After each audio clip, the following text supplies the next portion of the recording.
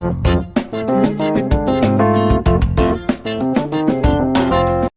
Guys, welcome back to my channel और मैं हूं निधि। सो दोस्तों, आज का वीडियो है हॉस्पिटल बैग के बारे में, यानी कि क्या कुछ आपको अपने हॉस्पिटल बैग में पैक करना चाहिए जब आपकी डिलीवरी होने वाली हो।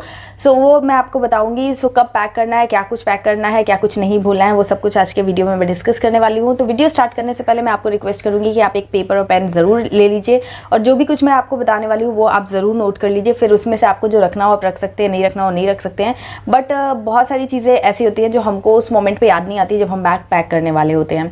सो मैं आपको अपने एक्सपीरियंस से वो चीज़ें भी बताऊंगी जो कि मैं लेके गई, जो कि मैं नहीं लेके गई और जो कि मैं लेके गई बट मेरे यूज़ में नहीं हुई। तो सारा कुछ मैं आपको बताने वाली हूँ, इसलिए वीडियो बहुत यूज़फुल होने वाला है। तो आप सारी चीज़ें नोट कर सकते हैं और अपना बैग पैक कर सकते हैं। So without much ado, let's get into the video. तो सबसे पहले आपको किस तरीके का बैग लेना चाहिए और कब बैग पैक करना चाहिए हम वो बात कर लेते हैं। सो आपको बैग जो है वो बहुत बड़ा सा, आप सोचिए कि एक बैग ले लें और उसके अंदर सारा सामान एकोमोडेट कर दे, तो वो बेटर ऑप्शन नहीं होगा, क्योंकि हॉस्पिटल का जो रूम होता है उसमें आपको जो स्पेस मिलती है उसमें बहुत बड़ा आप कोई लगेज जो है वो एकोमोडेट नहीं कर सकते हैं। तो इसलिए आप छोटे छोटे मल्टीपल 2-3 बैग्स में अपना सामान अरेंज कीजिए। एक बैग आप अपने लिए रखिए, एक अपने बच्चे के लिए रखिए और एक में अपने पार्टनर के लिए एंड मिसलिनियस आइटम को रखने के लिए आप बैग लगा सकते हैं। सो बैग जो आपका हॉस्पिटल स्टे है वो बेसिकली एवरेजली मतलब 3 दिन आपको रुकना पड़ता है हॉस्पिटल के अंदर। डिपेंड्स कि आपकी कैसी डिलीवरी हुई है और क्या कुछ कॉम्प्लिकेशंस हैं या नहीं है, उस पर डिपेंड करता है। बट इन नॉर्मल केसेस 3 दिन तक आपको हॉस्पिटल में रहना पड़ता है, उसके बाद आप घर आ सकते हैं। तो उसके हिसाब से आप अपना लगेज जो है वो लिमिटेड पैक कीजिए। बहुत ज़्यादा कुछ सामान रखने की ज़रूरत नहीं है, क्योंकि वहाँ पर इतना टाइम नहीं होता है और इतना आपकी ताकत नहीं होती है कि आप बहुत सारा कुछ यूज़ कर सके। सो एनीवेज आपको इस तरीके से बैग चूज़ करना है और पैक करना है। बैग पैक कब करना चाहिए, तो मेरे हिसाब से बैग जो है वो आपका 7 मंथ कंप्लीट, अगर आपकी सब कुछ नॉर्मल चल रहा है, अगर आपकी डिलीवरी में कोई कॉम्प्लिकेशंस नहीं है, तो आपको अपना बैग जो है वो मतलब 8 मंथ जब आपका स्टार्ट होता है तब आपको अपना बैग पैक करना चाहिए।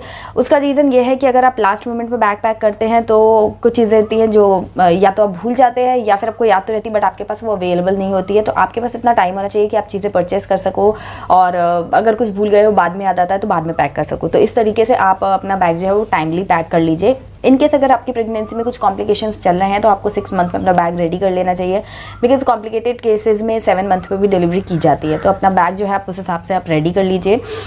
एंड येस, एक अपने मोबाइल में आपके जो नोट फैसिलिटी होती है आप उसका यूज़ करके एक list time to time prepare कर सकते हैं। जब आपको जो चीज़ें याद आए आप वो लिख सकते हैं, या फिर आप जो मैं लिस्ट बता रही हूँ आप उसको भी अपने नोट पैड में नोट कर सकते हैं, ताकि आप जब पैक करें तो आपको पता हो कि कौन कौन सा सामान पैक करना है। सो इसी कन्वीनियंस के लिए मैं जो लिस्ट बताने वाली हूँ उसको मैंने कैटेगरी में डिवाइड कर दिया है। तो आपकी क्लोथिंग, आपकी ब्रेस्ट फीडिंग एसेंशियल्स, आपकी टॉयलेटरीज, कुछ miscellaneous item and last moment item, इस तरीके से मैं आज का वीडियो जो है वो आप लोगों के साथ में शेयर करूंगी। सो आप इसी ऑर्डर में चाहें तो नोट कर सकते हैं।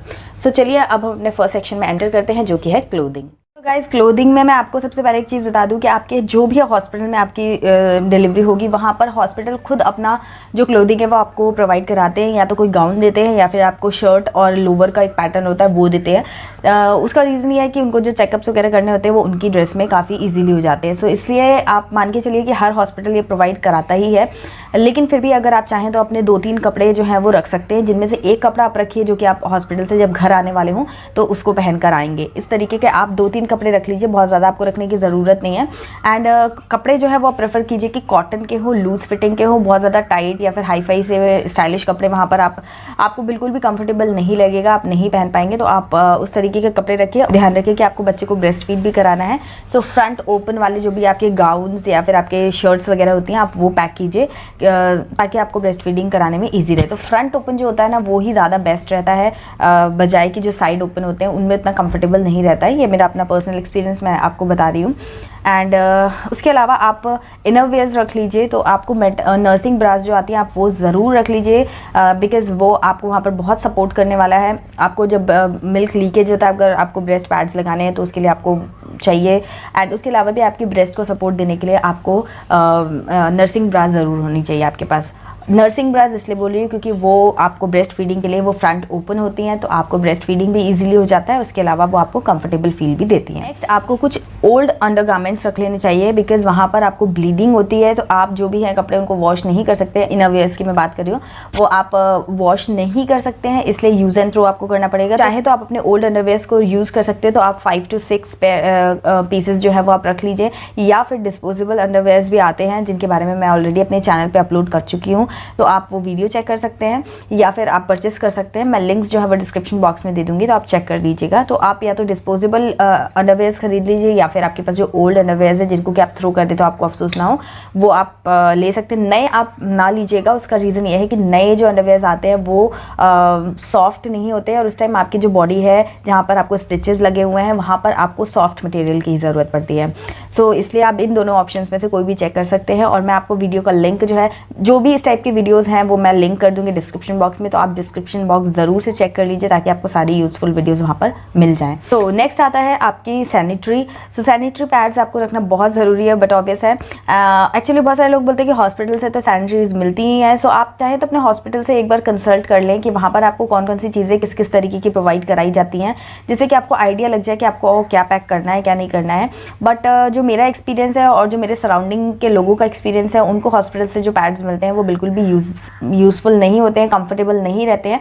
इसलिए मैं मैटरनिटी पैड्स जो है वो मैंने ऑनलाइन परचेस किए थे, उसके बारे में भी मैं डिटेल्ड रिव्यू वीडियो कर चुकी हूँ, तो आप वो चेक कर लीजिएगा। तो न्यू मॉम्स ब्रांड का एक मैटरनिटी पैड्स आता है जो कि बहुत ही ज़्यादा परफेक्ट होता है, तो आप वो परचेस कर सकते हैं। 5 का एक पैक आता है पूरा, उसके अंदर 5 होते हैं और वो पूरा आपका हॉस्पिटल स्टे उसमें निकल जाता है। सो आप वो परचेस कर सकते हैं, वो काफ़ी अच्छा रहता है। उसके अलावा नॉर्मल सैनिटरी पैड्स भी मिलते हैं जिनमें कि एक्स्ट्रा लार्ज या एक्स्ट्रा सोकिंग कैपेसिटी जिस पे होती है, आप वो भी परचेस कर सकते हो। बट जो मैटरनिटी फ्लो होता है, मीन्स पोस्ट डिलीवरी जो ब्लड फ्लो होता है वो बहुत ज़्यादा होता है, सो उसमें आपको काफ़ी अनकम्फर्टेबल लग सकता है। इसलिए आप ये जो स्पेशली डिज़ाइंड होते हैं मैटरनिटी पैड्स, आप उनको पैक कीजिए और उनको यूज़ कीजिए। उसके अलावा आप नर्सिंग पैड्स ज़रूर से रख लीजिए। यहाँ पर एक चीज़ मैं बोलना चाहती हूँ कि बहुत सारे लोग ऐसा बोलते हैं कि नर्सिंग पैड्स बिल्कुल भी यूज़फुल नहीं है, हमें तो बिल्कुल काम नहीं आए।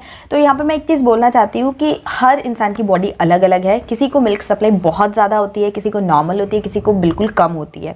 तो अब जिनको कम होती है उनके बिल्कुल काम का नहीं है ब्रेस्ट पैड, जिनको नॉर्मल होती है उनको भी कभी कभी यूज़ होता है, लेकिन जिनको ज़्यादा होती है उनको तो बहुत ज़्यादा यूज़ होता है। तो इट डिपेंड्स कि आपकी जो मिल्क सप्लाई है वो कितनी है, आपका मिल्क प्रोडक्शन कितना हो रहा है, उस पर डिपेंड करता है, आपका बच्चा कितना फीड कर रहा है, उन सब चीज़ों पे डिपेंड करता है।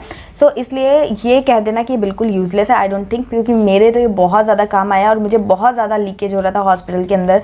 सो मेरा एक्सपीरियंस यही है, तो मैं अपने एक्सपीरियंस से ये कहती हूँ सबको कि ये बहुत ही इंपॉर्टेंट आइटम है, आप इसको बिल्कुल फॉरगेट ना करें, क्योंकि आपको पता नहीं है कि आपको मिल्क फ्लो कितना होने वाला है। सो आप चीज़ें सेफर साइड लेके जाएँ, उसमें बहुत ज़्यादा जगह नहीं लगती है। 3 दिन के हिसाब से मेरे हिसाब से 8-10 पीसेस तो आप ज़रूर से रख लीजिए। बिकॉज़ मैं अपने केस की बात बताऊँ तो मेरा जो है वो 18 आवर्स के अंदर आई थिंक मेरा जो मिल्क सप्लाई स्टार्ट हो चुका था, मैं अपने बच्चे को फीड कराना स्टार्ट कर चुकी थी। तो उसके बाद मिल्क लीकेज बहुत होता है, क्योंकि बच्चा जो उस टाइम पे बिल्कुल भी जानता नहीं है ब्रेस्ट फीड करना, हमें भी आता नहीं है ब्रेस्ट फीड कराना।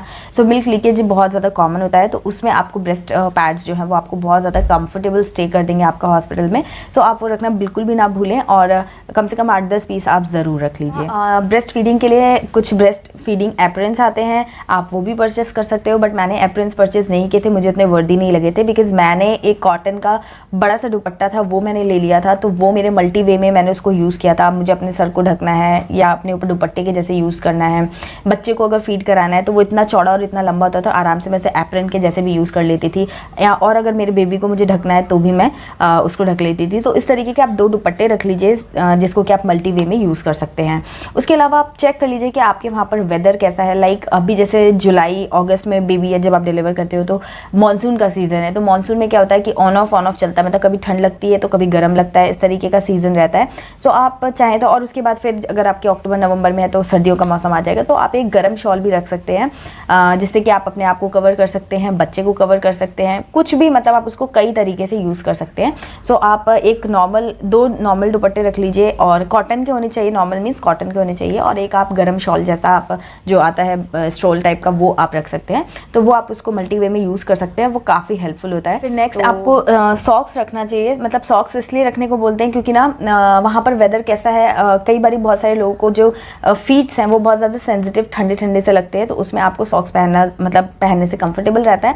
सो आप एक पेयर सॉक्स रख सकते हैं। मैंने रखा था, बट सच बताऊँ तो मुझे यूज़ नहीं हुआ था वो, बट सभी लोग ये चीज़ सजेस्ट करते हैं कि एक पेयर सॉक्स का आप ज़रूर रख लें। बिकॉज जैसे कि मैंने बोला कि कोई चीज़ अगर मुझे यूज़ नहीं हुई है, इसका मतलब ये नहीं कि वो यूज़लेस है। हो सकता है कि आपकी बॉडी बॉडी अलग तरीके से रिएक्ट करे तो आपको वो काम आ सके। तो एक पेयर सॉक्स रखने में आपका कुछ नहीं जाएगा, आप एक पेयर सॉक्स ज़रूर से रख लीजिए। नेक्स्ट सेक्शन में बढ़ते हैं जो कि है टॉयलेटरीज। तो टॉयलेटरीज के लिए मैं आपको अगेन वही बोलूँगी कि आप अपने हॉस्पिटल से एक बार डिस्कस कर लीजिए, और नहीं भी डिस्कस करना है तो छोटे छोटे से आइटम है तो आप चाहे तो रख सकते हैं, चाहे तो स्किप कर सकते हैं। बट फैक्ट इज़ दैट कि आपको हॉस्पिटल में ये सब चीज़ें बिल्कुल यूज़ नहीं होती हैं, जो कि नॉर्मली मैं आपको बताने वाली हूँ। लाइक सोप है, शैम्पू है, बॉडी वॉश, ये सब बिल्कुल यूज़ नहीं होने वाला होता है। उसके दो रीजंस हैं। एक तो अगर आपकी सर्जरी हुई है, मैं जो भी बता रही हूँ वो सर्जरी बेसिस पे ज़्यादा बता रही हूँ क्योंकि मेरी सी सेक्शन डिलीवरी हुई थी। सो अगर आपकी सर्जरी हुई है तो ऑलवेज आपको 3-4 दिन तक या काफ़ी लंबे टाइम तक नहाना अलाउड नहीं होता है, स्पॉन्ज बाथ ही देते हैं वो लोग।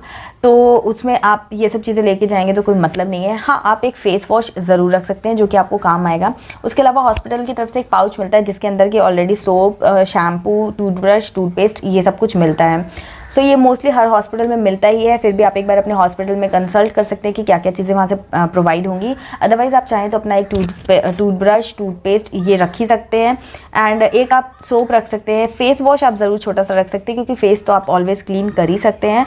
एंड उसके अलावा आप कुछ फेस वाइप्स रख लीजिए, जैसे कि आप अगर नहीं भी वॉश कर पा रहे हैं तो अपने फेस को अच्छे से वाइप कर सकते हैं। और अगर आप चाहें तो अपने बेबी के लिए अगर आपने बेबी वाइप्स रखी हैं तो आप उनको भी यूज़ कर सकते हैं। तो डिपेंड्स कि आपको क्या करना है। एंड एक चीज़ मैं ज़रूर यहाँ पर बोलूँगी कि आप चाहें तो एक छोटा सा स्प्रे बॉटल, जो टोनर वाली बॉटल आती है, आप वो रख सकते हैं, या फिर रोज़ वाटर भर के आप रख सकते हैं, या फिर आप नॉर्मल बॉटल रख लीजिए और वहाँ पर ठंडा पानी थोड़ा सा भर के आप टाइम टू टाइम अपने फेस पे स्प्रे कर सकते हैं। उससे बहुत ज़्यादा रिलैक्स एंड बहुत ज़्यादा फ्रेशनेस फील होती है। तो ये मैं आपको पर्सनली रिकमेंड करूँगी क्योंकि आप टाइम टू टाइम अपने फेस पे स्प्रे कीजिए तो आपको बहुत ज़्यादा अच्छा सा एंड एक्जॉटिक सा फील मिलता है, क्योंकि वहाँ पर ऑलरेडी सब चीज़ें इतनी ज़्यादा अनप्लीजेंट होती है, उतनी अच्छी नहीं लगती है। सिर्फ एक ही चीज़ वहाँ पर अच्छी होती है कि आपका बेबी आपके पास होता है। उसके अलावा वो हॉस्पिटल के गाउन्स, हॉस्पिटल का एटमॉस्फेयर कुछ ज़्यादा हैपनिंग नहीं होता है। तो आप अगर एक स्प्रे बॉटल रखते हैं तो आपको बहुत ज़्यादा फ्रेशनेस फील होगी, ट्रस्ट मी ऑन दैट। तो आप एक छोटी सी स्प्रे बॉटल रख सकते हैं। नेक्स्ट, आप एक मॉइस्चराइज़र ज़रूर रख लीजिए क्योंकि वो आपको बहुत ज़रूरत वहाँ पे पड़ेगी। आपकी स्किन बहुत ज़्यादा ड्राई और पैची हो सकती है तो आपको वो ज़रूरी लगेगा।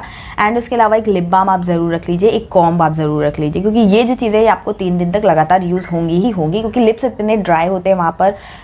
मेरा तो हुआ था तो मैं आपको वो बता रही हूँ। तो आप एक लिप बाम वहाँ पे ज़रूर रख लीजिए।